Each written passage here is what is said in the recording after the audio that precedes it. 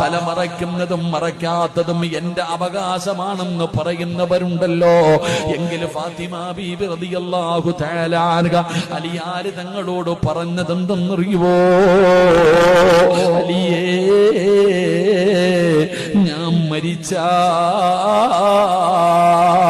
എന്നെ രാത്രിയിലെ കബറടക്കാവൂ, എന്നെ പകല് കബറടക്കരുത്, എന്നെ പകല് കബറടക്കരുത്. എന്തേ ഫാത്തിമ, എന്തേ പകല് കബറടക്കിയാൽ എന്താ? ഫാത്തിമ ബീവി പറഞ്ഞ മറുപടി എന്തെന്നറിയോ? സുബ്ഹാനല്ലാഹ്, എന്റെ ജനാസ പൊതിയുന്നത്, എന്റെ ജനാസ ചുമക്കുന്നത്, എന്റെ ജനാസ ഖബറിൽ ഇറക്കി വെക്കുന്നത് അന്യ പുരുഷന്മാരാണ് അലിയേ. എന്റെ ജനാസ കൊണ്ടുപോകുമ്പോ അവരെന്റെ ശരീരത്തിന്റെ വടിവ് കാണുന്നത് എനിക്കിഷ്ടമല്ല അലിയേ.